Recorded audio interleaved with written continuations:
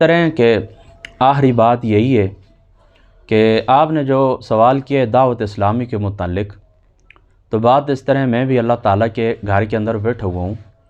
मुझे किसी किस्म का कोई किसी से बोझ नहीं है और न ही किसी का हमारे ऊपर एहसान है, और न ही हम अपने आप को इतना बड़ा कोई शख्स समझते हैं कि हम जो बात कह देंगे तो कुछ मुल्क के अंदर तूफ़ान आ जाएगा। ऐसी कोई बात भी नहीं है।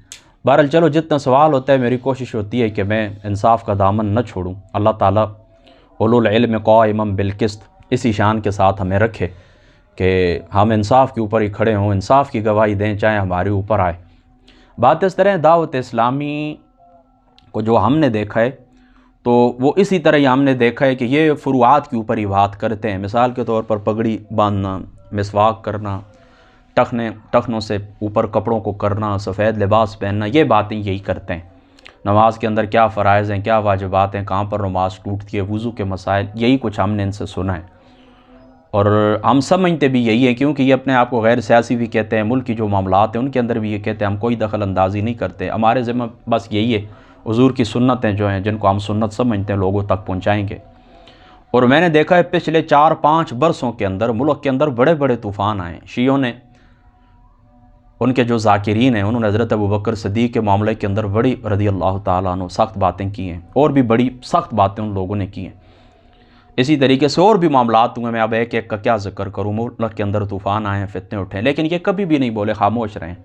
फिर यही जलाली साहब की जिस वक्त बात हुई है तो जलाली साहब के मुतालिक भी ज़ाहिर सी बात है ये नहीं बोलें। और भी कुछ लोग हैं जिन्होंने ऐसा नहीं लिया है, ये मसला ख़ता जो मामला हुआ था तो ज़ाहिर सी बात है मुल्क के अंदर उलमा ने और दीगर अवाम ने भी बड़ा सख्त रद्द अमल दिया था, लेकिन ये उस मामले के अंदर भी नहीं बोले। तो अब हनीफ़ कुरैशी साहब के मामले के अंदर ये बोल पड़े। वो एक फ़र्ज़ी सवाल था ज़ैद, कि ज़ैद ने इस तरह कहा है तो उन्होंने उसके ऊपर फ़ौरन फतवा दे दिया। तो देखिए हनीफ़ कुरैशी साहब वज़ाहत भी कर रहे हैं कि ये मैं इल्ज़ामी तौर के ऊपर ये बात कह रहा था। चलो उनकी बात का बेशक आप रद्द करें कि हाँ जी यहाँ पर ये जो आप कह रहे हैं कि इल्ज़ामी है, ये इल्ज़ामी यहाँ पर बनता है या नहीं बनता, या उसके ऊपर आप बात कहें, बेशक आपका यह हक़ बनता है। लेकिन वो भी लोग जो इसके अंदर पहले से शरीक हैं, यानी देखें ना, जिनके साथ हनीफ़ कुरैशी साहब की टक्कर शुरू से है वो बेशक हैं। आप तो कभी आप कहते हैं हम किसी भी कैंप का हिस्सा नहीं बनते, तो अब बिल्कुल वाज़ेह है कि आप जलाली साहब के कैंप का हिस्सा बने। फिर हनीफ़ कुरैशी साहब की बात आई है तो आपने सारी खामोशी तोड़ दी और आपने उनके ऊपर फतवा दिया है। और मैं समझता हूँ कि हनीफ़ कुरैशी साहब एक मुस्तनद आलिम दीन है, उनकी बड़ी खिदमात हैं, थोड़ी सी खिदमात उनकी नहीं है। अकायद का बड़ा उन्होंने दिफा किया, बड़ी दूर दूर तक गए। खुद हमारे सटक के अंदर हम छोटे छोटे थे, सन 2002 के अंदर मैंने पहली दफ़ा कुरैशी साहब को यहाँ पर हज़रो आए थे, मैंने उनको देखा था।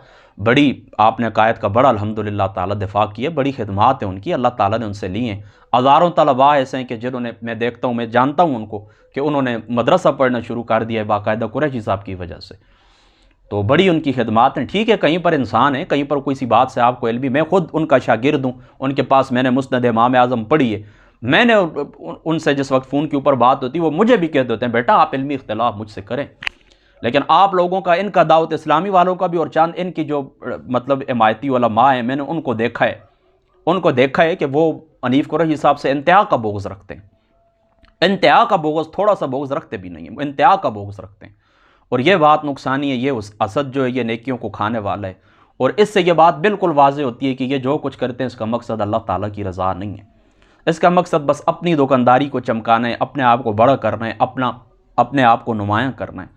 कुरैशी साहब को अल्लाह ताला की ज़ात अक़दस ने जो इज़्ज़त दी है वो दी है, और कुरैशी साहब की खिदमात भी हैं इसमें को। और बातें उनकी ठीक भी, यानी ठीक है, 1-2 एतराज़ात जो उनके ऊपर लोग करते हैं उन्होंने रुजू भी किया है, वो ठीक है, बनते भी है। लेकिन चंद बातें वो ऐसी भी करते हैं कि जो एतराज़ बनता ही नहीं है।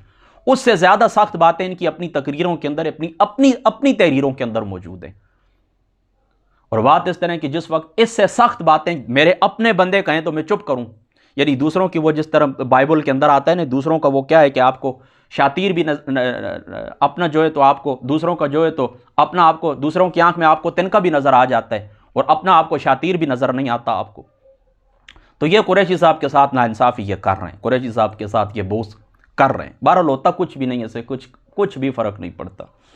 और कुरैशी साहब आलिम दीन भी हैं, बेहतरीन मुनाज़िर भी हैं, सैयदों का एहतराम करने वाले भी हैं, सैयद आले रसूल के दर के ऊपर हमेशा होते हैं। मुझे छोटा सा था, उन्होंने मुझे फरमाया था कि हसीनुद्दीन शाह साहब आले रसूल हैं और मैं हुज़ूर गौस पाक रज़ी अल्लाह ताला अन्हु आपके शहज़ादे हैं, 24 घंटे में उनके दरवाज़े पे होता हूँ, उनके पास होता हूँ। तो ज़ाहिर सी बात है اور اللہ تعالیٰ نے ان کو کامیابیاں دی ہیں۔ کل اب آج سے تقریباً 8-9 دن پہلے میری ایک عالم دین سے بات ہوئی، یہاں پر ہمارے اٹک شہر کے ہیں، تو ان سے میری فون کے اوپر تقریباً 45-50 منٹ بات ہوئی۔ وہ حنیف قریشی صاحب کے کٹر مخالف ہیں، لیکن وہ بھی کہتے ہیں یہ بات پکی ہے کہ وہابیت کو گرانے والا، یعنی سب سے بہترین اس کا مناظرے کی تاریخ کے اندر طالب الرحمان، وہابیت کو بھی اس نے خاک کے اوپر گرایا اور ان کو دھول چٹوائی ہے۔